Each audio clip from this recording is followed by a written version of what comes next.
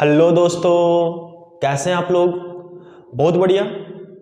तो अभी तक हम लोग फिजिक्स में सारा का सारा रिवीजन सीरीज कर रहे हैं, और वो भी खास करके किसके लिए, तो वो भी खास करके आप लोग का बोर्ड के एग्जाम के लिए, कि आप लोगों का बोर्ड का एग्जाम अच्छे तरीके से जाए, बिल्कुल बढ़िया जाए, कम से कम फिजिक्स का पेपर बहुत अच्छा हो। तो अभी हम लोग लगातार रिवीजन सीरीज कर रहे हैं, और बच्चों रिवीजन सीरीज में हम लोग पढ़ रहे हैं रे ऑप्टिक्स यानी कि किरण प्रकाश की, और किरण प्रकाश की में हम लोग टॉपिक पढ़े जिसका नाम है आवर्धन।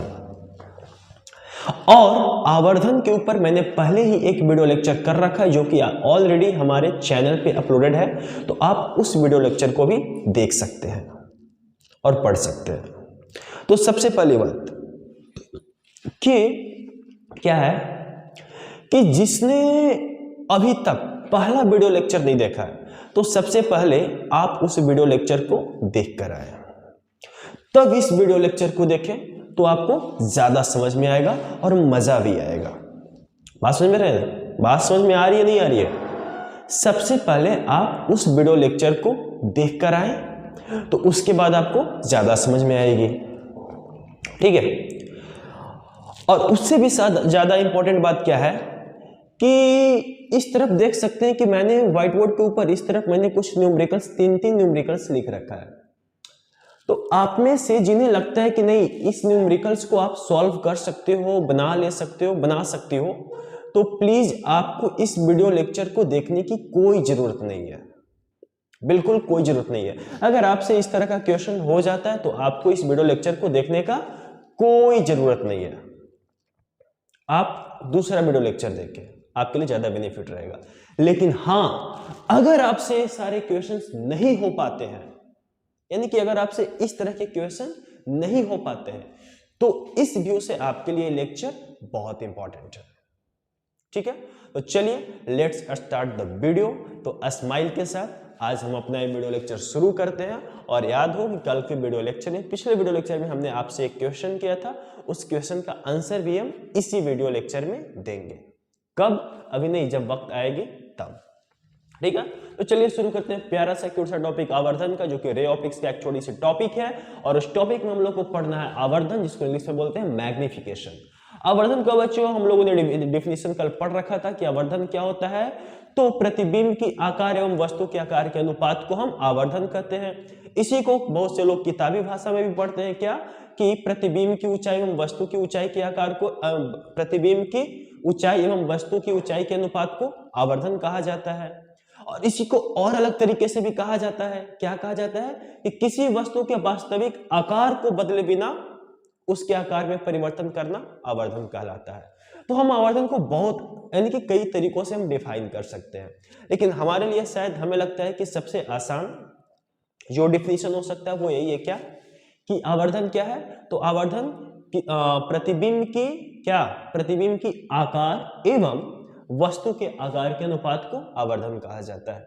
या फिर आप अपना किताबी कीड़ा अगर आप है तो किताबी भाषा भी याद रख सकते हैं, क्या कि प्रतिबिंब की ऊंचाई एवं वस्तु की ऊंचाई को आवर्धन कहा जाता है।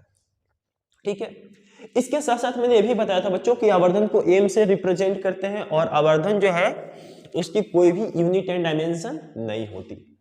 और उसमें जो सबसे, उसमें मैंने 4 से 5 हैशटैग बताया था। पिछले जो वीडियो लेक्चर है उसमें मैंने 4 से 5 हैशटैग बताया था, और उस हैशटैग में क्या बताया था बच्चों कि अगर मैग्नीट्यूड ऑफ एम जो है वो क्या हो जाए, छोटा हो जाए 1 से, तो इसका मतलब कि प्रतिबिंब कैसा होता है, तो प्रतिबिंब जो है वो छोटा होता है। ऐसे बता चुके हैं पिछले वीडियो लेक्चर में।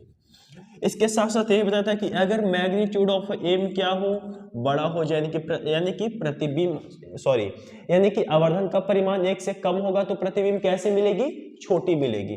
दूसरा मैंने बताया था क्या कि प्रतिबिंब अगर आवर्धन का मान 1 से बड़ा होगा तो प्रतिबिंब का आकार क्या होगा, तो प्रतिबिंब का आकार भी बड़ा होगा।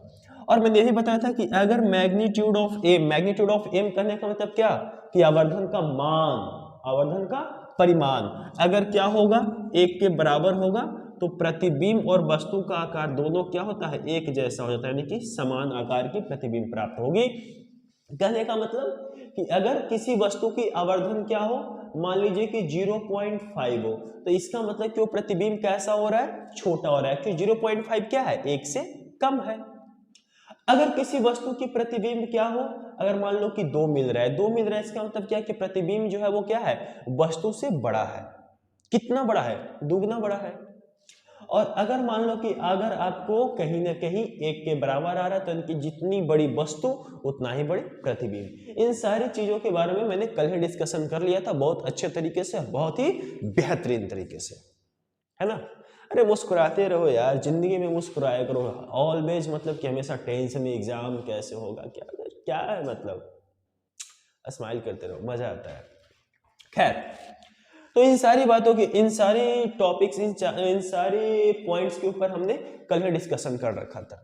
इसके साथ साथ हमने ये भी बताया था बच्चों, तो सबसे इंपॉर्टेंट जो मैंने कहा था क्या, कि अगर, अच्छा हाँ, तो मैंने एक और हैशटैग बताया था क्या, कि आवर्धन जो है वो ऋणात्मक भी होता है और साथ साथ धनात्मक भी होता है।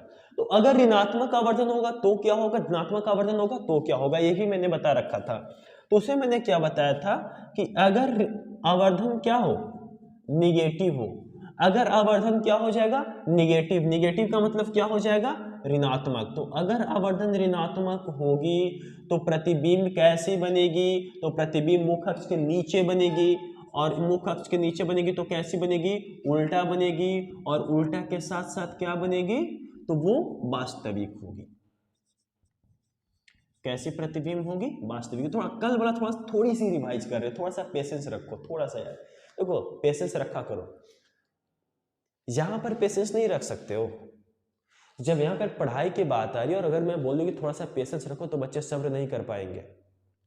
लेकिन अगर वही किसी छोरी के पीछे लगे होगे ना, तो बहुत ज्यादा सब्र रहता है यार, कब वो पटेगी, कब वो नंबर देगी, तो उसके लिए इतना ज्यादा सब्र है। और यहाँ पे आपकी लाइफ की बात है, तो आपको थोड़ा सब्र नहीं रह सकता, है ना।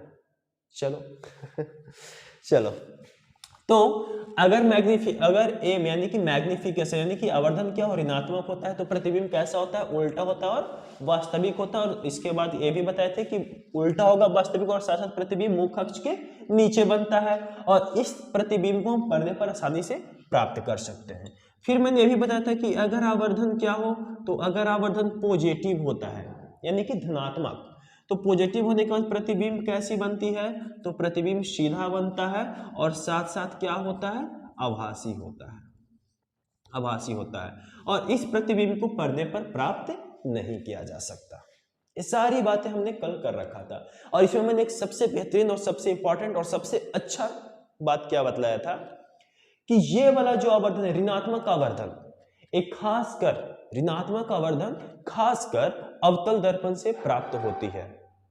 ऋणात्मक आवर्धन खासकर अवतल दर्पण से प्राप्त होती है, और धनात्मक आवर्धन खासकर उत्तल दर्पण से प्राप्त होती है। 99% केस में आपको मिलेगा, कुछ थोड़ी बहुत कहीं ना कहीं एक्सेप्शन है, तो उस एक्सेप्शन के ऊपर भी हम बात कर लेंगे। ठीक है, तो चलिए शुरू करते हैं। तो बच्चों, कल हम आवर्धन के कुछ विशेष गुण के बारे में बात किए थे, इसके साथ साथ आवर्धन के परिभाषा के ऊपर बात किए थे, और उस विशेष गुण को हमने क्या किया था, डिस्क्राइब किया था। डिस्क्राइब किया था बोले तो मतलब कि उसको मैंने विस्तार किया था कि किस तरह से क्या क्या गुण है, किस तरह से क्या हो सकता है। आज जो हम बात करने वाले हैं बच्चों, वो आवर्धन के प्रकार के ऊपर, कि आवर्धन कितने प्रकार के होते हैं, या फिर कितने प्रकार के आवर्धन आपको पढ़ना है और पढ़ना जरूरी है आपके लिए। तो खास करके 3 आवर्धन, आवर्धन का 3 प्रकार कौन कौन सा, रैखिक आवर्धन, पार्श्व आवर्धन और पृष्ठीय आवर्धन। रैखिक आवर्धन को इंग्लिश में बोलते हैं बच्चों हम लोग लीनियर मैग्निफिकेशन, पार्श्व आवर्धन को बोलते हैं बच्चों लैटरल मैग्निफिकेशन, इसका एक और नाम है इंग्लिश में जो कि ट्रांसवर्स मैग्निफिकेशन के नाम से हम लोग जानते हैं। और एक जो है वो पृष्ठीय आवर्धन, जो कि सुपरफिशियल मैग्निफिकेशन के नाम से इंग्लिश में जाना जाता है। ठीक है, फिर से एक बार, आवर्धन कितने प्रकार के, 3 प्रकार के, कौन कौन सा, रैखिक आवर्धन, पार्श्व आवर्धन, पृष्ठीय आवर्धन। इसको अगर इंग्लिश में जाने तो क्या लिखेंगे, तो लीनियर मैग्निफिकेशन, लैटरल मैग्निफिकेशन, और इस लैटरल मैग्निफिकेशन का एक और नाम है, क्या नाम है उसका, तो इसका एक और नाम है ट्रांसवर्स मैग्निफिकेशन, और ये हो गया सुपरफिशियल मैग्निफिकेशन। लेकिन मैं आपको एक इंपॉर्टेंट बात क्या बताऊं कि ये जो लीनियर मैग्निफिकेशन और लैटरल मैग्निफिकेशन यानी कि रैखिक आवर्धन और पार्श्व आवर्धन की जो बात करते हैं बच्चों, वो हमेशा हम एक विमीय वस्तु के लिए ही बात कर सकते हैं। बात समझ में आ रही है? एक विमीय वस्तु कहने का मतलब क्या कि वो वस्तु या तो सीधी ऐसे रह सकती है या फिर सिर्फ ऐसे रह सकती है। कहने का मतलब कि या तो वो वस्तु सिर्फ एक्स डायरेक्शन में हो या फिर सिर्फ और सिर्फ वाई डायरेक्शन में हो। तो अगर वो वस्तु एक्स डायरेक्शन में रहेगी तो हम रैखिक आवर्धन की बात कर लेंगे, और अगर वो वस्तु ऐसे, जैसे देखो कहने का मतलब कि अगर कोई मान लीजिए कि ये मार्कर है, इस मार्कर को हम इस तरह से ऐसे रखें तो अब ये हो गया पार्श्व यानी कि लैटरल मैग्निफिकेशन। क्यों? क्योंकि जैसे आपने पढ़ा होगा एक्स और वाई कोऑर्डिनेट, तो इस तरफ हम पढ़ते हैं एक्स एक्सिस, इस तरफ हम पढ़ते हैं वाई एक्सिस। क्लियर? यानी कि इस तरफ हम पढ़ते हैं बच्चों एक्स अक्ष, इस तरफ पढ़ते हैं वाई अक्ष। तो अगर हम इसको वाई अक्ष पर इस तरह से अगर हम ऑब्जेक्ट को रखें तो इसके लिए हम यूज करेंगे किसके? तो रैखिक आवर्धन को। बट इसी मार्कर को अगर हम इस तरह से अगर करके रखें एक्स अक्ष पर तो वो हम किसको यूज करेंगे? पार्श्व आवर्धन की बात करेंगे। बात समझ रहे हो? एक ऑब्जेक्ट को किस तरह से रखा हुआ है उसके अनुसार हम इस आवर्धन को डिवाइड किए हैं रैखिक आवर्धन, पार्श्व आवर्धन और पृष्ठीय आवर्धन में।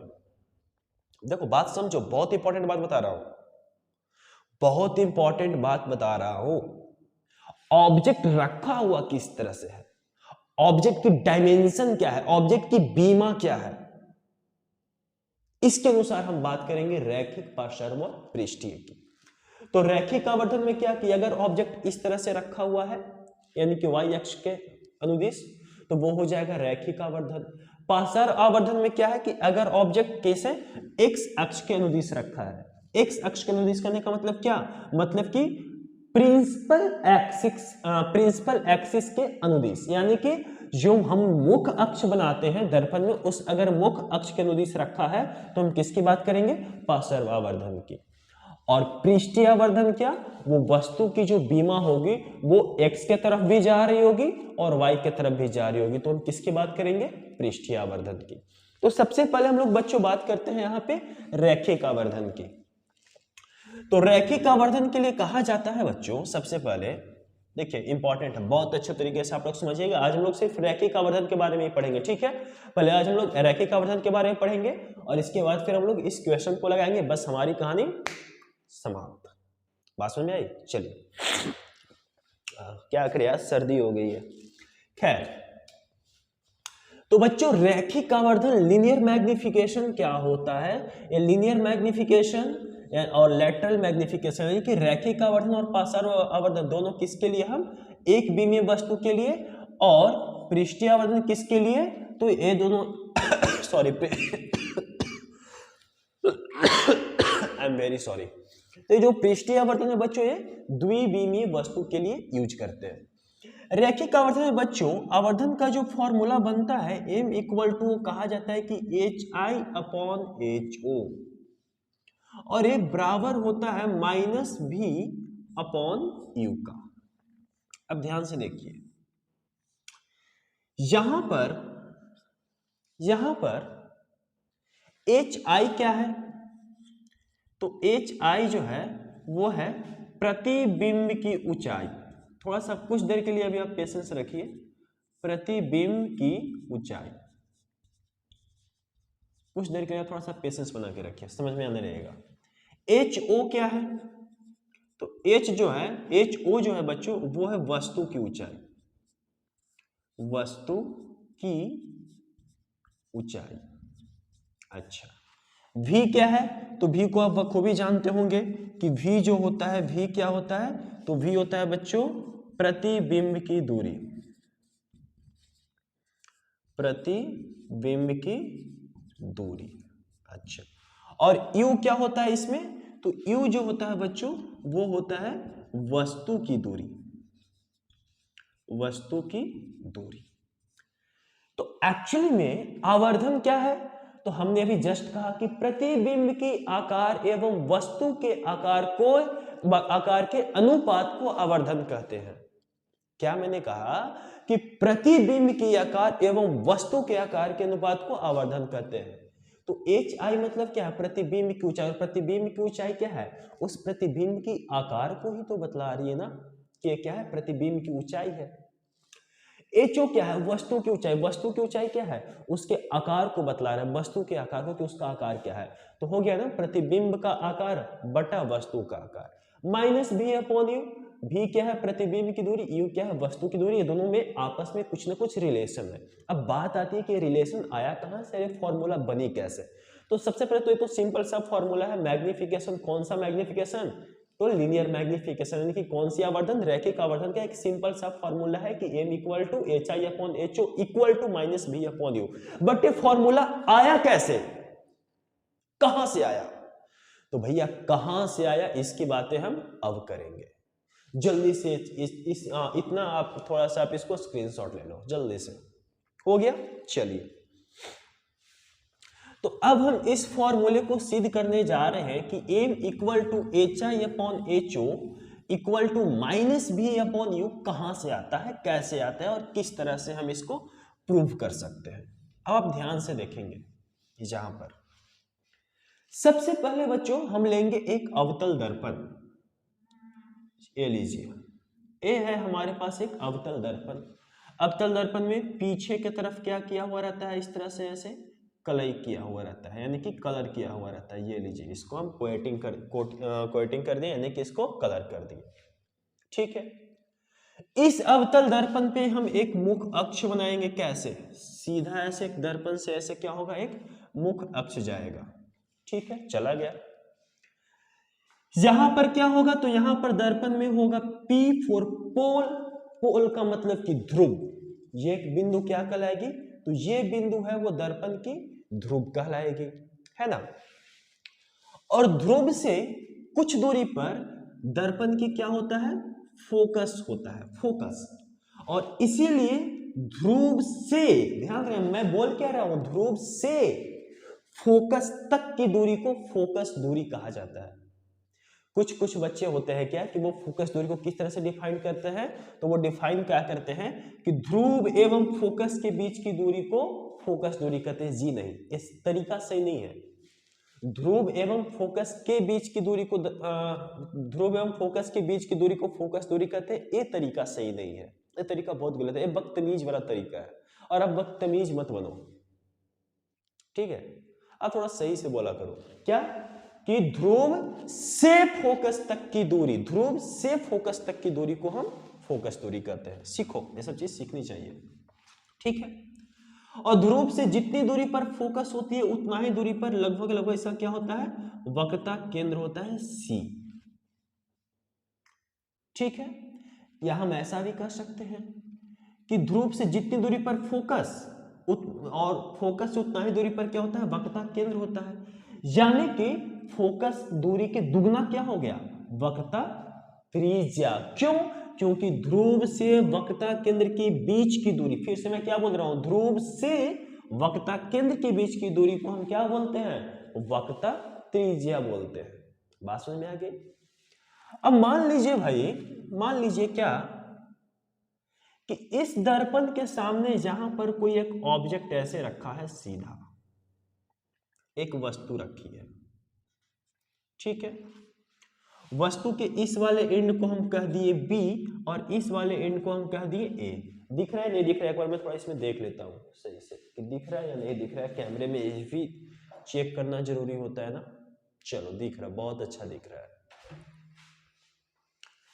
चलो, तो इस अवतल दर्पण के सामने यहां पर एक ऑब्जेक्ट रखा है बच्चों। ऑब्जेक्ट कितना की लंबाई क्या है, A से B तक। और मान लिए कि हम ऑब्जेक्ट की लंबाई को हम माप लिए HO के रूप में। किस रूप में माप लिए, तो इसको हम माप लिए बच्चों HO के रूप में, यानी कि हाइट ऑफ ऑब्जेक्ट क्या होगी, वस्तु की ऊंचाई होगी। क्लियर, आगे देखिए। अब क्या हुआ कि जब इस दर्पण के सामने वस्तु रखी है जिसकी ऊंचाई कितनी है, HO। अब क्या हुआ कि इस वस्तु से एक निकल के मुख अक्ष के समानांतर एक ऐसे आपतित किरण जाएगी और जाके दर्पण से टकराएगी।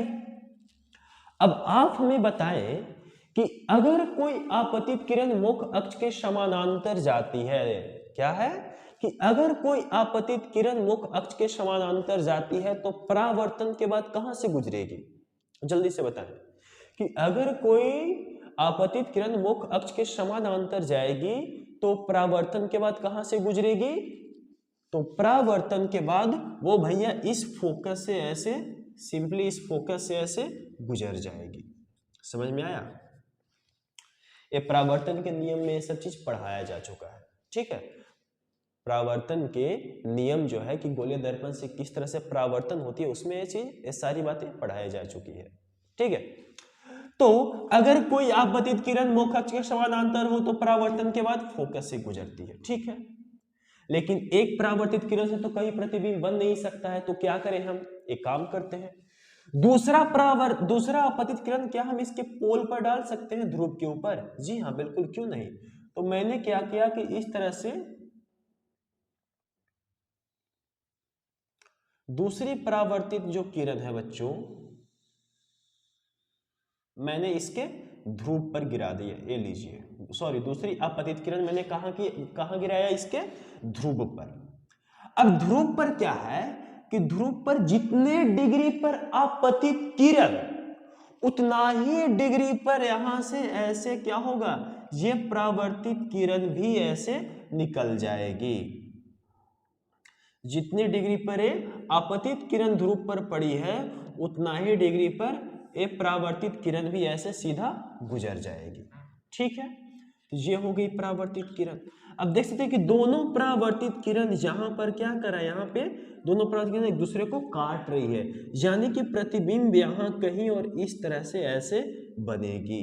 यानी कि प्रतिबिंब जो इस बड़े वाले वस्तु का जो बनेगा वो कहीं ऐसा बनेगा, छोटा सा प्रतिबिंब बन रहा है। ये देखिए यहां पर, कहां पर प्रतिबिंब बन रहा है? तो सेंटर और फोकस के बीच में, यानी कि वक्रता केंद्र और फोकस के बीच में क्या बन रहा है? प्रतिबिंब बन रहा है। और वस्तु कहां रखा है?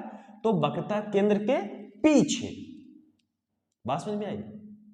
अब एक बात बताइए कि मान लीजिए कि जब यहां से जो आपतित किरण ऐसे जाके ध्रुव से टकराई है और ये वाली लाइन क्या हो गया, अभिलंब की तरह, तो इसके बीच में जो यहां पर जो कोण बन रहा है बच्चों, ये वाली कोण, इस कोण को हम क्या कह सकते हैं?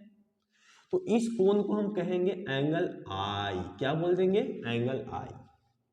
इसको हम बोल दिए यहां पर ये कोण हो जाएगी बच्चों आई, यानी कि आपतन कोण।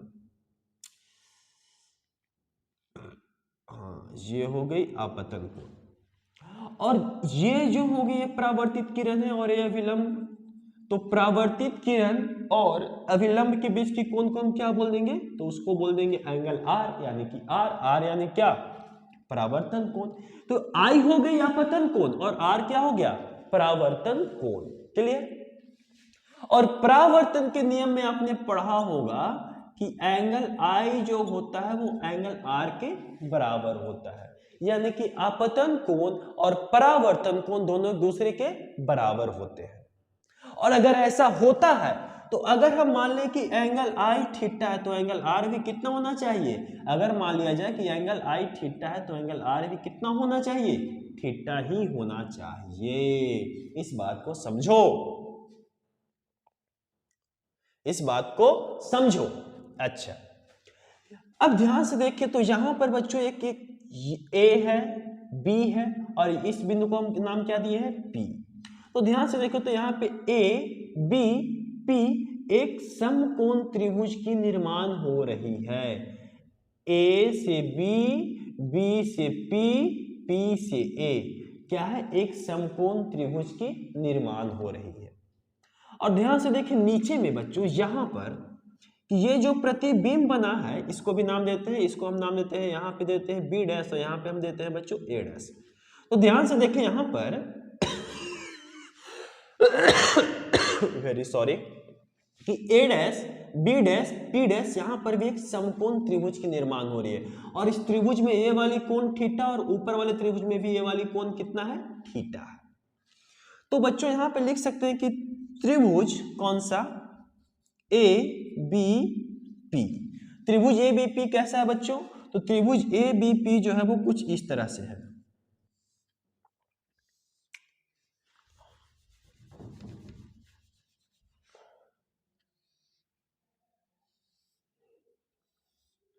ये कौन से त्रिभुज है? तो यह है त्रिभुज A B P, A B P, ये वाली त्रिभुज ऊपर वाला। इस त्रिभुज में ये वाला कोण क्या है? आपतन कोण है, इसको हम थीटा मान लिए हैं, ठीक है। अच्छा एक बात बताइए, इस दर्पण के सामने जहां पर वस्तु रखे तो बताइए कि दर्पण से जो वस्तु की दूरी है वो कितनी है? तो दर्पण से वस्तु की दूरी को हम किस रूप में दर्शाते हैं? तो वो u के रूप में दर्शाते हैं, ठीक है। अच्छा, प्रतिबिंब यहां पर बन रही है तो दर्पण से प्रतिबिंब की दूरी को हम किस रूप में दर्शाते हैं? तो दर्पण से प्रतिबिंब की दूरी को हम v के रूप में दर्शाते हैं। ये दर्पण कौन सा है? तो दर्पण जो है वो अवतल दर्पण है। कौन सा दर्पण है? अवतल दर्पण है।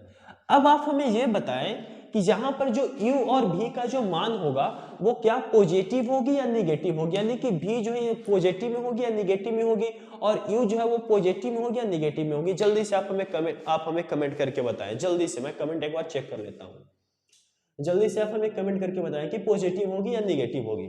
देखो एक्चुअली में किसी भी अवतल दर्पण में कभी भी, सबसे पहली बात तो कि जो वस्तु की दूरी u जो है वो हमेशा ऋणात्मक होता है, चाहे वो अवतल दर्पण हो चाहे फिर वो उत्तल दर्पण हो, हमेशा वस्तु की दूरी क्या होती है? ऋणात्मक होती है। अच्छा, लेकिन ये ऋणात्मक धनात्मक हम मापते कैसे? ये भी एक इंपॉर्टेंट बात है कि हम कब किस तरह से हम किसकी चिन्ह को हम धनात्मक ले सकते हैं और किसकी चिन्ह को ऋणात्मक ले सकते हैं, यह भी एक इंपॉर्टेंट बात है। तो अगर इसके ऊपर हम बात करें बच्चों, तो जो भी हम दूरी मापते हैं वो ध्रुव से मापते हैं, यानी कि अगर आपको दूरी मापना है वस्तु की दूरी तो आपको ध्रुव से चल के वस्तु पर आना होगा। तो आप जब ध्रुव से चल के वस्तु पर आएंगे तो होगा क्या कि आप कहां से कहां आ रहे हैं? तो आप आ रहे हैं ध्रुव से वस्तु के पास। तो ध्रुव से वस्तु के पास आएंगे तो आप ऐसे चलेंगे, और जब आप ऐसे चलेंगे और अगर ध्यान से देखें तो आपतित किरण इस तरफ जा रही है, तो जो आपतित किरण की जो दिशा होती है उसको हम मानते हैं बच्चों धनात्मक, और आपतित किरण के विपरीत की दिशा को मानते हैं बच्चों ऋणात्मक, याद रखेंगे। दूसरी बात क्या कि मुख्य अक्ष के ऊपर की दिशा को हम मानते हैं धनात्मक और मुख्य अक्ष के नीचे की दिशा को हम मानते हैं ऋणात्मक। क्लियर? तो अगर ध्यान से देखें तो यहां पर जो हमें अगर वस्तु की दूरी खोजनी है तो आपको इसके विपरीत दिशा में, यानी कि आपतित किरण के विपरीत दिशा में आना पड़ेगा, यानी कि ये है जो वो हमारा क्या हो जाएगा? ये हमारा -u के बराबर हो जाएगा, यानी कि यहां पर वस्तु की दूरी क्या होगी? एक्चुअली में वस्तु की दूरी हमको -u मिलेगी। अगर हमें प्रतिबिंब की दूरी मापनी है तो क्या करना पड़ेगा? तो हमें ध्रुव से यहां पर आना पड़ेगा, प्रतिबिंब पर आना पड़ेगा, और जब ध्रुव से प्रतिबिंब पर आएंगे तो क्या होगा? तो हम आपतित किरण की दिशा के विपरीत दिशा में चलेंगे, तो इसलिए यहां पर हमें क्या मिल जाएगा? हमें यहां पर -v मिलेगा। बात समझ में आई? बात समझ में आई या नहीं समझ में आई? समझ गए? चलो ठीक है। तो अब ध्यान से देखो, यह है त्रिभुज ए बी पी। त्रिभुज ए बी पी में बच्चों ए बी बराबर क्या है? तो हाइट ऑफ ऑब्जेक्ट। बी से पी बराबर क्या है? बी से पी, ए वाली जो लाइन है ये लाइन किसके बराबर हो जाएगी? ये वाली दूरी यहां से यहां तक, ये वाली दूरी किसके बराबर? तो ध्यान से देखिए, ये वाली दूरी किसके बराबर है? u के बराबर। तो यहां पे हम इसको ले लिए -u। कोई दिक्कत, कोई परेशानी, कोई प्रॉब्लम? चलिए ठीक है। अब देखिए, अब इसी तरह से बच्चों अगर हम त्रिभुज कौन सा छोटा वाला a dash b dash p, त्रिभुज a dash b dash p की अगर बात करें तो वो कैसी त्रिभुज है? तो वो भी इसी तरह से एक समकोण त्रिभुज है, समकोण त्रिभुज है। इसमें a वाला कोण कितना है? थीटा है, और इस एंड का नाम है बच्चों b डैश, इसका नाम है a डैश, इसका नाम है p। अच्छा, यहां पर यह है क्या? ये प्रतिबिंब के आकार है, यानी कि ये प्रतिबिंब के आकार, प्रतिबिंब के आकार को हम मान लिए hi, तो यहाँ पे ये वाला क्या हो जाएगा? hi के बराबर। और ये वाली जो दूरी है, ये वाली दूरी, तो ध्रुव से वाली दूरी कितनी दूरी पर है? तो वो है v पर, तो इसको हम कर दिए v। यहां तक बात समझ में आई या नहीं समझ में आई? जल्दी से आप हमें कमेंट करके बताइए, क्या यहां तक आपको ये सारी बातें समझ में आई या नहीं आई? जल्दी से बताइए। अब देखिए यहां पर इन दोनों त्रिभुज को आप अगर गौर से देखें, इस वाले त्रिभुज को और इस वाले त्रिभुज को, यानी कि त्रिभुज ए बी पी को और त्रिभुज ए डैश बी डैश पी को, तो इस दोनों त्रिभुज में ए वाला कोण कितना? 90 डिग्री। ए वाला कोण यहाँ पर भी 90 डिग्री। घुमा के इसको ऐसे करो, दोनों में ये दोनों कोण एक दूसरे के बराबर हो जाएंगे 90 डिग्री। साथ साथ ए वाला भी थीटा, ए वाला भी। इस त्रिभुज को ऐसे घुमा के रख दे यार, बात है कि इसको ऐसे घुमा के रख दे, क्या हो जाएगा, ये भी कोण थीटा, ये भी कोण थीटा, ये वाला भी 90 डिग्री, ये वाला भी 90 डिग्री, यानी कि दोनों जो है वो कैसा है, तो दोनों समान समकोण त्रिभुज है। दोनों कैसा है, समान समकोण त्रिभुज है। और जब ऐसा है, जब दोनों समान समकोण त्रिभुज है, तो त्रिभुज के भुजाओं का अनुपात, यानी कि इसका और इसका अनुपात और इसका और इसका अनुपात, त्रिभुज की भुजाओं का अनुपात एक दूसरे के क्या हो जाएंगे, बराबर हो जाएंगे। बात समझ में आई। और जब त्रिभुज के भुजाओं का अनुपात बराबर हो जाएगा, तो यानी कि हम यहां पे लिख सकते हैं कि ए बी ये अलग, ध्यान दीजिएगा यहां पे, तो इस त्रिभुज का ये वाली भुजा हम ले लिए ए बी, और इस त्रिभुज का ये वाली भुजा ले लेंगे ए डैश बी डैश। तो ए बी बटा ए डैश बी डैश बराबर होना चाहिए क्या, बड़े वाले का बीपी बटा क्या हो जाएगा, बी डैश बी डैश, तो ये हो जाएगा बी डैश बी डैश। अब ध्यान से देखें, ए बी बराबर हमारा कितना है, तो ए बी बराबर है बच्चों एच ओ, और एच ओ क्या है, तो मुख अक्ष के ऊपर है, तो इसलिए हम इसको रखेंगे धनात्मक, तो एच ओ, कोई दिक्कत, बटा ए डैश बी डैश किसके बराबर, तो ए डैश बी डैश है बच्चों एच आई के बराबर, और एच आई कहाँ है, तो मुख अक्ष के नीचे आ रहा है, तो ये कैसा हो जाएगा, ये हो जाएगा ऋणात्मक, तो इसलिए हम लिख देंगे माइनस एच आई बराबर बी से पी किसके बराबर है, माइनस यू के बराबर, तो यहां पे हमने लिख दिया minus U upon B dash P dash, तो बी डैश से पी डैश किसके बराबर है बच्चों, भी, और भी कैसा है, ऋणात्मक, यानी कि माइनस भी, तो इसको हम क्या लिख देंगे, माइनस भी। बात समझ में आई यहाँ पे बात समझ में आई। क्या हुआ कि इस दोनों समकोण त्रिभुज में कैसा है, तो दोनों समकोण त्रिभुज एक समान समकोण त्रिभुज है, और एक समान समकोण त्रिभुज है, तो इसलिए इस त्रिभुज की भुजाओं का अनुपात क्या होनी चाहिए, बराबर होनी चाहिए, यानी कि बड़े वाले त्रिभुज की इस भुजा और इस भुजा का अनुपात, और फिर इस भुजा और इस भुजा का अनुपात दोनों क्या हो जाएगा, बराबर, यानी कि ए बी बटा A dash B dash, A B बटा ए डैश बी डैश बराबर होना चाहिए बीपी बटा बी डैश पी डैश, यानी कि बीपी बटा बी डैश पी डैश। और ए बी किसके बराबर, तो ए बी जो है जो एच ओ के बराबर, और एच ओ कैसा है, तो पॉजिटिव है क्योंकि मुख अक्ष के ऊपर है, और ए डैश बी डैश कैसा है बच्चों, तो ए डैश बी डैश जो है वो एच आई के बराबर, तो एच आई, और एच आई क्या है, तो मुख अक्ष के नीचे है, तो इसलिए हो गया माइनस एच आई। यहां पर बीपी, बी से पी किसके बराबर, माइनस यू के बराबर, क्यों, क्योंकि वस्तु की दूरी हमेशा ऋणात्मक होती है, और अवतल दर्पण में ऐसे भी ऋणात्मक होती है, हर दर्पण के लिए वस्तु की दूरी हमेशा ऋणात्मक ही रहती है, तो हम इसको ले लिए minus U. B dash P dash क्या हो जाएगा, तो बी डैश पी डैश क्या है बच्चों, तो बी से P, sorry B dash P dash नहीं, बी डैश पी, सिर्फ B dash P, B dash और पी, हाँ ठीक है, तो बी डैश पी, तो बी डैश से पी की दूरी क्या हो जाएगी, प्रतिबिंब की दूरी, और वो क्या हो जाएगा, माइनस बी। अगर आप ध्यान से देखें तो यहाँ पे माइनस से माइनस अगर हम कट कर दे बच्चों, और इसको हम उस तरफ लेके जाएं क्या, कि प्रतिबिंब हमें क्या लिखना है, तो हमें लिखना है क्या, मैग्निफिकेशन की परिभाषा क्या होती है, कि प्रतिबिंब की आकार बटा वस्तु की आकार, प्रतिबिंब की आकार बटा वस्तु की आकार, तो इसको अगर हम H I upon H O बराबर लिखे, एच आई को इस तरफ H I upon H O के लेके जाओ, तो ये वाला क्या हो जाएगा, भी बटा यू इस तरफ आ जाएगा, तो इस तरफ हम लिख देंगे, और माइनस को इस तरफ ही छोड़ दो, तो हो जाएगा माइनस भी अपॉन यू, और ये किसके बराबर बन जाएगा, ए बन जाएगा एम के बराबर, यानी कि आवर्धन के बराबर, मैग्निफिकेशन के बराबर, और यही था प्रूव्ड। और इस वाले इसी को हम, और ये जो है खास करके जो भी ये फॉर्मूला जब भी आप यूज करेंगे, तो अगर वस्तु इस तरह से रखी होगी तभी आप इस फॉर्मूले को यूज कर सकते हैं। अगर इसी को उठा के हम इसके प्रिंसिपल, सॉरी इसके मुख अक्ष के अनुदिश अगर लेटा दिया, यानी कि अगर इस वस्तु को अगर हम ऐसे लेटा दिए होते, तो अब हम इस वाले फॉर्मूले को अप्लाई नहीं करते, फॉर्मूला चेंज हो जाएगा, और वो जो है वो पार्श्व आवर्धन की बात करेंगे वहां पे। लेकिन जहां पे हम वस्तु को इस तरह से रख रहे हैं, इसलिए हम किसकी बात करें, रैखिक आवर्धन की।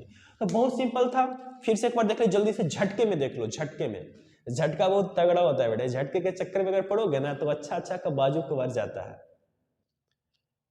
झटका अगर बढ़िया से झटका लग गया ना तो बाजू कवर जाएगा, जांग कवर जाता है, झटका लगाता है।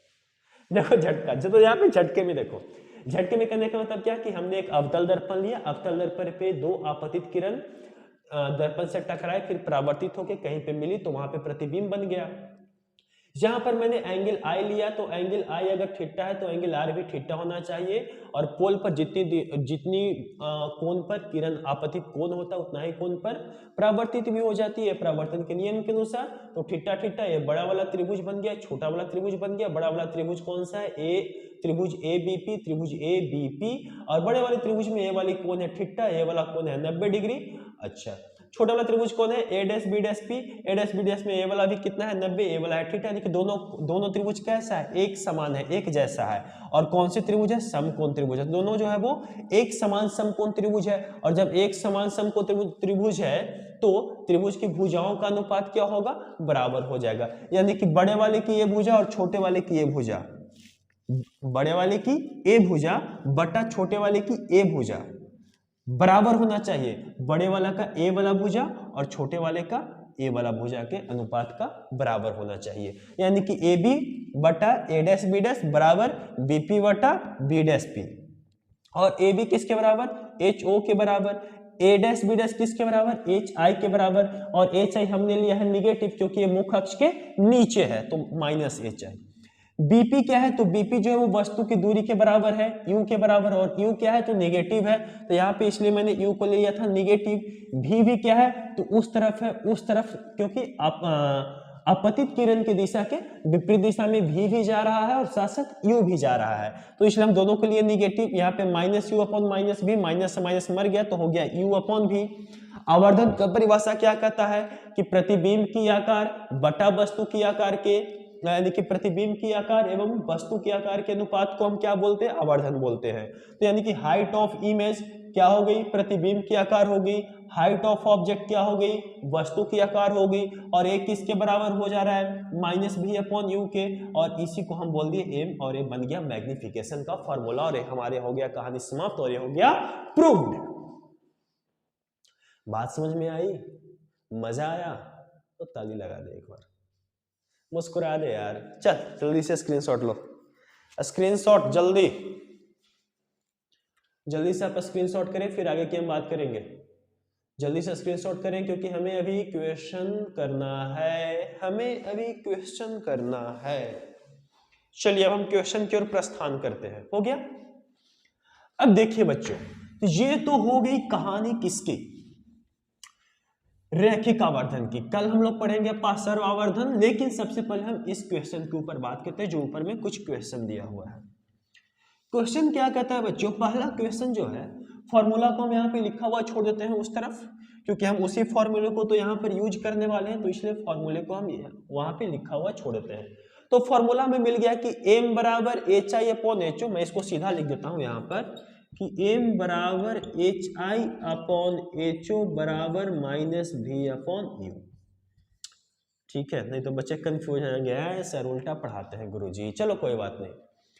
पहला क्वेश्चन है बच्चों, यहां पर पहला क्वेश्चन इधर कॉन्सेंट्रेट कीजिए। अब कहता है क्या कि 36 सेंटीमीटर वक्रता त्रिज्या वाले अवतल दर्पण के सामने रखी किसी वस्तु की प्रतिबिंब उसके वास्तविक आकार का 3 गुना, अरे बाप रे बाप, वास्तविक आकार के 3 गुना एवं आभासी प्राप्त होता है, तो दर्पण से वस्तु की दूरी बताए। इसमें दिया हुआ क्या क्या, वो सबसे पहले हम देखते हैं। देखो, जब भी आपको न्यूमेरिकल सॉल्व करना हो ना, तो आप हड़बड़ाओ नहीं, आप सोचो कि उस न्यूमेरिकल में क्या दिया हुआ है, पहले वो लिख लो, फिर आपसे पूछता क्या है उस पर क्वेश्चन मार्क डालो, और उसके बाद सोचो कि आप कॉन्सेप्ट क्या अप्लाई करोगे। जब कॉन्सेप्ट माइंड में आ गया तो फिर फॉर्मूला अप्लाई करो, फॉर्मूला अप्लाई करने के बाद फिर सॉल्व करो, सॉल्व करने के बाद फिर आंसर मैच करो। समझ में आया? मुस्कुराइए। कितना मुस्कुराए सर, इतना पका देते हैं कि मुस्कुराते मुस्कुराते, कितना मुस्कुराए, खाली बोलते हैं कि मुस्कुराइए, मुस्कुराते रहो। तो कहता है क्या कि एक दर्पण कौन सा है, सबसे पहले यहाँ पे कि दर्पण कौन सा है, अवतल दर्पण है। चलो ठीक है, ये भी लिखना जरूरी होता है। दर्पण कौन सा है, तो अवतल दर्पण है। अब इस अवतल दर्पण की वक्रता त्रिज्या कितना है, तो r बराबर दिया हुआ है बच्चों, वक्रता त्रिज्या बराबर दिया हुआ है 36 सेंटीमीटर। तो आप बताइए कि इसका फोकस दूरी कितना हो जाएगा इस अवतल दर्पण की, तो अवतल दर्पण की फोकस दूरी जो है बच्चों वो हो जाएगी कितना होता है r/2। फोकस दूरी किसी भी अवतल या अतल दर्पण की फोकस दूरी अगर निकालना हो तो क्या लिखते हैं हम, वक्रता त्रिज्या का आधा, यानी कि r/2। तो r का वैल्यू कितना है, वो है 36/2, कट जाएगा 18 दूना 36, तो यहां से हो जाएगा 18 सेंटीमीटर। यानी कि जिस अवतल दर्पण की वो बात कर रहा है उस अवतल दर्पण की फोकस दूरी कितना है, 18 सेंटीमीटर। एक चीज मिल गया। दूसरी बात फिर क्या कहता है कि अवतल दर्पण के सामने रखी किसी वस्तु की प्रतिबिंब, अब प्रतिबिंब की बात करिए, ध्यान रहे इसमें किसकी बात कर रही है, प्रतिबिंब की, ठीक है, कि प्रतिबिंब कैसा है, तो वास्तविक आकार का 3 गुना है। यानी कि एक प्रतिबिंब की आकार की बात करें और प्रतिबिंब की आकार कहीं ना कहीं मैग्निफिकेशन की बात करिए, किसकी, तो आवर्धन की बात करिए, आवर्धन की।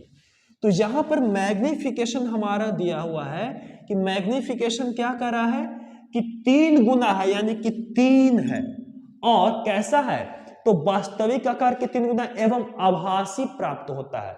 आभासी का मतलब क्या हो गया, मतलब आभासी प्रतिबिंब कब बन सकता है, तो जब आवर्धन क्या हो, पॉजिटिव हो। जब आवर्धन पॉजिटिव होती है, कल ही ये सारी बात हमने कल बता रखा है, ये सारी की सारी बातें हमने कल बतला रखा है। आप जाकर उस वीडियो लेक्चर को देखो, अगर आपने उस वीडियो लेक्चर को नहीं देखा है तो प्लीज जाकर देखो यार, तभी ये सारी बातें समझ में आएंगे। तो यहां पर प्रतिबिंब कैसा मिल रहा है, तो प्रतिबिंब वास्तविक आकार से के 3 गुना और आभासी प्राप्त हो रहा है। तो आभासी जैसे ही देख ले तो हमने यहाँ पे क्या लगा दिया, प्लस। अच्छा, आभासी प्रतिबिंब मिल रहा है, वस्तु के आकार से बड़ा भी है, तो यानी कि सीधा भी होगा। जी हाँ, बिल्कुल 100% गारंटी है कि प्रतिबिंब सीधा ही होगा, बिल्कुल गारंटी के साथ मैं चैलेंज ठोक के कहता हूं कि यहां पर जो प्रतिबिंब जो 3 गुनी बड़ी जो दिखाई दे रही है वो आभासी के साथ साथ बड़ा होगा, क्योंकि आभासी प्रतिबिंब हमेशा सीधा होता है, या फिर ऐसा कर लो कि सीधा प्रतिबिंब हमेशा आभासी होता है, ठीक है। तो आवर्धन दिया हुआ है। अब कहता है कि तो दर्पण से वस्तु की दूरी पूछ रहा है, यानी कि u का मान पूछ रहा है, तो u बराबर व्हाट। अब आप सोचिए कि कौन सा फॉर्मूला लगा सकते हैं, u का मान पूछ रहा है तो आप तो दर्पण का फॉर्मूला लगा नहीं सकते, दर्पण सूत्र, क्योंकि दर्पण सूत्र होता है कि 1/f equal to 1/v plus 1/u, या 1/u प्लस 1/v, कुछ भी लिख लो। तो इसके लिए आपको फोकस तो दिया हुआ है, लेकिन u और v का मान नहीं दिया हुआ, तो इस फॉर्मूले को तो हम लगा नहीं सकते। ध्यान से अगर आप देखें बच्चों, तो यहां पर जो फॉर्मूला है कि m बराबर hi/ho बराबर -v/u, तो क्या हम इस -v/u को यूज कर सकते हैं m के लिए, बिल्कुल यूज कर सकते हैं। तो हम यहां पे लिख देंगे बच्चों कि m बराबर -v/u। m हमारा कितना है, 3 है, तो 3 लिख दिए, -v/u।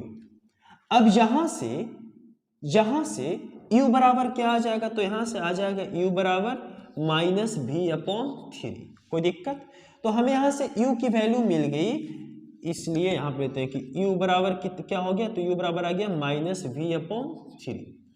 अब देखिए, अब हम लगाएंगे दर्पण सूत्र। अब क्या लगाएंगे, हम लगाएंगे बच्चों हम दर्पण सूत्र। और दर्पण सूत्र क्या होता है कि 1/f equal to 1/u plus 1/v, यानी कि v। और जब ऐसा लिखेंगे तो लिखेंगे कि 1/f कितना है, तो f जो है वो 18 सेंटीमीटर, लेकिन अवतल दर्पण की फोकस दूरी धनात्मक होगी या ऋणात्मक होगी, ऋणात्मक होगी। अवतल दर्पण की फोकस दूरी कैसी होती है, ऋणात्मक होता है, तो हम क्या लिख देंगे, -18। तो 1/-18 बराबर 1/u, और u का मान किसके बराबर है, -v/3, तो -v/3 प्लस 1/v। कोई दिक्कत, और यहां से कितना आ जाएगा, तो वो हो जाएगा बराबर -1/18 इक्वल टू, अब यहां पे क्या लिखेंगे, और नीचे लिखते हैं यहां पे कि -1/18 बराबर, ये 3 तो ऊपर चला जाएगा ना, ये 3 -v/3, हाँ, ये 3 क्या होगा, ऊपर चला जाएगा। जब 3 ऊपर जाएगा तो हो जाएगा क्या कि -3/v और प्लस नीचे में क्या हो जाएगा 1/v। तो यहाँ से आ जाएगा कि -1/18 बराबर भी का एलसीएम हो गया v, तो ये हो गया -3 + 1। तो यहाँ से क्या आ जाएगा, यहाँ से आ जाएगा -1/18 बराबर क्या हो जाएगा प्लस माइनस माइनस, तो हो जाएगा -2 क्या हो जाएगा v। और यहाँ से माइनस मर गया तो v बराबर क्या हो जाएगा बच्चों, तो हो जाएगा 18/2। और जब एक कट जाएगा तो यहाँ से आ जाएगा 9, तो v बराबर कितना आ जाएगा 9 सेंटीमीटर। ये तो हमें v का मान मिला है कि v बराबर 9 सेंटीमीटर। हमसे क्या पूछ रहा है, हमसे पूछ रहा है u का मान। कहीं मैंने कुछ गलत तो नहीं किया ना? 1 मिनट रुक जाने कह रही है, 1 मिनट रुक जाने का, कहीं पे मैंने कुछ गलत किया क्या? -3 व्हाट, तो u बराबर v/3 -v/3, 3 ऊपर चला गया v, तो 2। ठीक, सिर्फ मैंने तो गलत तो किया ही, अरे मैंने गलत तो किया ही, अरे यार यहीं पे मैंने गलत किया है। देखो इतनी छोटी सी मिस्टेक बहुत बड़ा ब्लंडर बन जाता है। This is not a mistake, this is blunder, इसको ब्लंडर बोलते हैं। तो यहाँ से v बराबर क्या हो जाएगा, तो हो जाएगा 18 दूना 36 सेंटीमीटर। v बराबर 18 दूना 36 सेंटीमीटर। अब यहां पर देखो, यहां पर हमको v का मान मिल गया है। अब हमसे पूछ क्या रहा है, u का मान पूछ रहा है। तो u बराबर कितना है, u बराबर ऊपर में हमारा क्या है -v/3। तो अब यहाँ पे v का मान डाल देंगे तो हमको क्या मिल जाएगा, हमको मिल जाएगा u। तो v बराबर कितना यहाँ पे लिख देंगे, यहाँ पे अच्छा यहाँ पे नहीं लिखते हैं, एक काम करते हैं इसको हम साइड में स्क्रीनशॉट लो। मेरे पास जगह, एक काम करते हैं, जगह का कमी नहीं है, जगह है मेरे पास, जगह है मेरे पास गुरु, टेंशन मत लो, यहाँ पर जगह है ना, जगह की कमी नहीं है, ये है स्पेस है मेरे पास। तो यहाँ पर u बराबर क्या है, तो u बराबर है -v/3। और जब -v/3 तो -v का वैल्यू कितना आ गया 36/3, कट जाएगा आ जाएगा 12। तो u बराबर क्या हो जाएगा -12 सेंटीमीटर। अब ध्यान से देखो, तो ये हो गया आंसर। एक्चुअली ये 12 सेंटीमीटर तो चलो ठीक है, 12 सेंटीमीटर दूरी है वो ठीक है, लेकिन ये माइनस का मतलब क्या हुआ, तो माइनस का मतलब कि जो वस्तु जो है वो कहां रखा है, तो दर्पण के सामने रखा है। और दर्पण के सामने यानी कि आपतित किरण की दिशा के विपरीत दिशा में रखा है। -v का मतलब ये हुआ। बात समझ में आई, बात समझ में आई ना? ठीक है, तो चलिए ये हो गया इसका सॉल्यूशन। ले चाहे तो आप इसको स्क्रीनशॉट ले सकते हैं। एक चीज और आप इसको शॉर्ट में एक तरीके से और समझ सकते हैं, थोड़ा सा रुक जाओ। देखो यहां पे इसकी फोकस दूरी कितना है भैया, फोकस दूरी है 18 सेंटीमीटर। ध्यान से देखो, इसकी फोकस दूरी है 18 सेंटीमीटर। और मैंने क्या कहा था कि पॉजिटिव वाला जो होता है, कल वाले क्वेश्चन का मैं आंसर दे रहा हूं कि पॉजिटिव मैग्निफिकेशन, धनात्मक जो आवर्धन है वो हमेशा यानी कि 95% केस में, 95 नहीं आप 98% समझे, 98% नहीं, 98 नहीं यार, 99% केस में उत्तल दर्पण के लिए होता है। लेकिन सिर्फ 1% ऐसा केस है जहां पर अवतल दर्पण में होता है। कब, जब किसी वस्तु को हम फोकस एवं ध्रुव के बीच में रखते हैं तो उसकी प्रतिबिंब सीधी बनती है, दर्पण के पीछे बनती है, मुख अक्ष के ऊपर बनती है और आभासी होती है। तो यहां पर देखो इसकी फोकस दूरी क्या है 12 सेंटीमीटर। और वस्तु को हम कहां रख रहे हैं, तो u बराबर है, सॉरी फोकस दूरी कितना है इसका 18 सेंटीमीटर, और वस्तु को कहां रख रहे हैं 12 सेंटीमीटर पर। यानी कहीं ना कहीं वस्तु कहां रखा हुआ है, तो वस्तु जो रखा हुआ है इस अवतल दर्पण के सामने कहां पे रखा हुआ है, तो इसके फोकस और ध्रुव के बीच में। इसीलिए प्रतिबिंब कैसी मिल रही है, आभासी मिल रही है, और साथ साथ सीधी भी मिल रही होगी, इसका आकार भी बड़ा हो गया। बात समझ में आया? जब आप ब्यूटी पार्लर में जाते हो, नहीं सर हम काहे ब्यूटी पार्लर में जाएंगे, हमारी गर्लफ्रेंड जाती है, कोई बात नहीं। तो जब वो ब्यूटी पार्लर में जाती है, आईब्रो बनवाती है, अगर गलती से अगर एक आईब्रो छूट गया तो वो अवतल दर्पण में देख के बोलती है एक्सक्यूज मी, मेरा एक बाल छूट गया, आप इसे निकाल दीजिए। तो वो जो एक बाल निकाल लीजिए, एक्चुअली वहां पर लगा हुआ है अवतल दर्पण और आप उस अवतल दर्पण के ध्रुव और फोकस के बीच में खड़ा है, इसलिए आपके प्रतिबिंब उस दर्पण के पीछे सीधा और आपके आकार से बड़ा बन रहा होता है, इसीलिए आपके एकक बाल बिल्कुल साफ साफ दिखते हैं। बात समझ में आ गई? जल्दी से स्क्रीनशॉट आप लीजिए, जल्दी से स्क्रीनशॉट लीजिए। चलो हो गया। नेक्स्ट क्वेश्चन देख लेते हैं जल्दी में। चलिए दूसरा क्वेश्चन, दूसरा क्वेश्चन क्या कहता है बच्चों,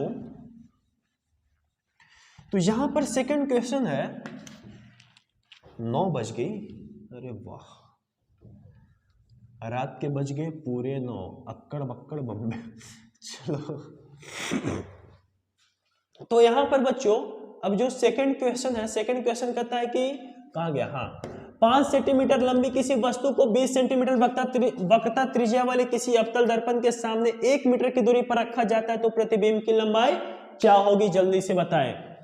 कुछ देर के लिए वीडियो को स्किप करें और इस क्वेश्चन को सॉल्व करें खुद से, अगर नहीं होगा तो फिर यहाँ पे सॉल्यूशन लिखें जल्दी से।